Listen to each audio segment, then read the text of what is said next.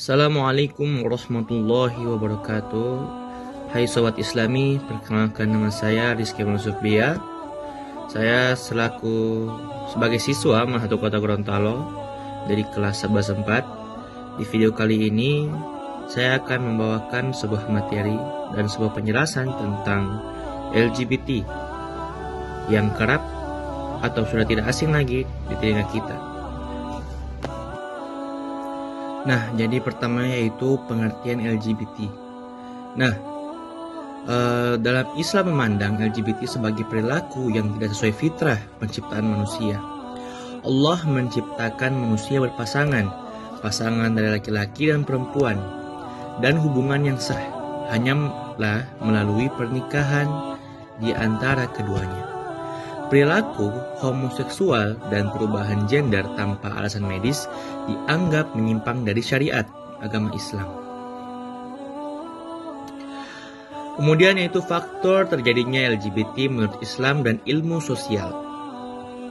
Yang pertama yaitu lingkungan. Pengaruh pergaulan, pengalaman masa kecil, atau kurangnya kontrol keluarga dapat mempengaruhi perilaku seseorang. Yang kedua, trauma dan psikologis. Sebagian orang mengalami kekerasan seksual, trauma, atau pengabaian yang kemudian mempengaruhi identitas dan perilaku. Yang ketiga, minimnya pendidikan agama. Kurangnya pemahaman tentang akhlak, batasan, interaksi, dan etika dalam Islam dapat membuka peluang perilaku menyimpang. Yang keempat, pengaruh media sosial.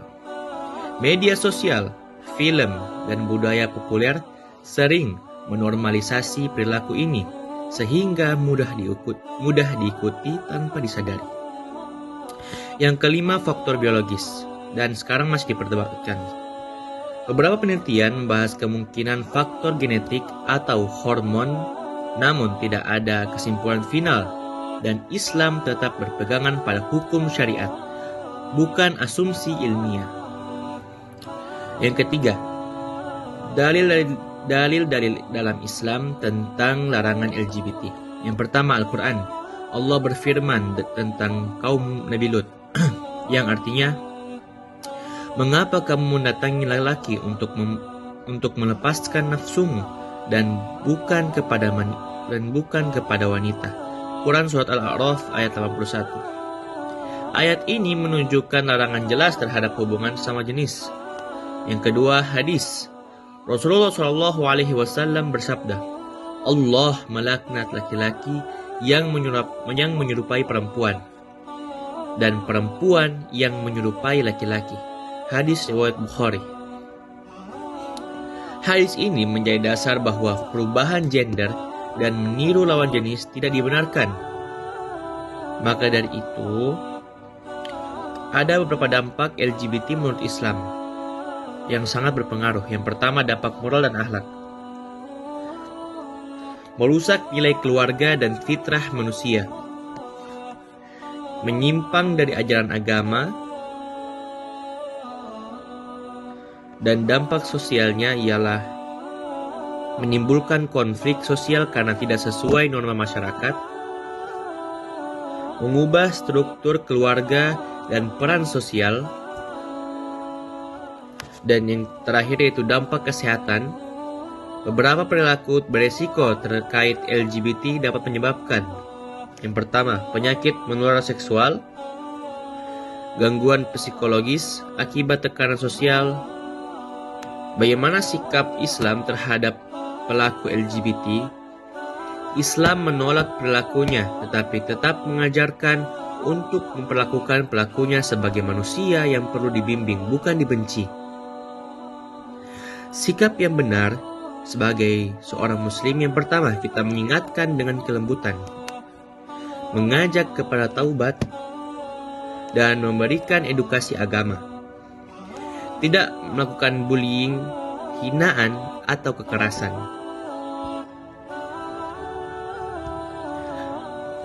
Kemudian, kesimpulan dari materi yang saya berikan yaitu Islam menegaskan bahwa LGBT merupakan perilaku yang dilarang karena menyimpang dari fitrah dan hukum syariat. Walau begitu, Islam tetap mengajarkan untuk bersikap bijak, tidak membenci pelakunya, tetapi mengajak kepada kebenaran, perbaikan akhlak, dan taubat kepada Allah dengan pemahaman agama yang kuat dan lingkungan yang baik. Penyimpangan ini dapat dicegah dan diperbaiki. Nah, mungkin cukup sekian teman-teman sekalian atas penjelasan yang saya bawakan.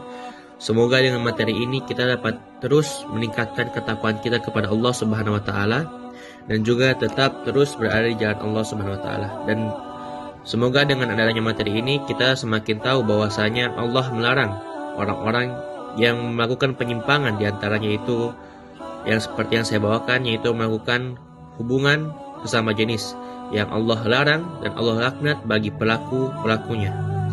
Nah, mungkin cukup sekian yang dapat saya sampaikan di kesempatan kali ini. Semoga yang saya bawakan dapat membawakan pencerahan dan juga hikmah kepada teman-teman sekalian.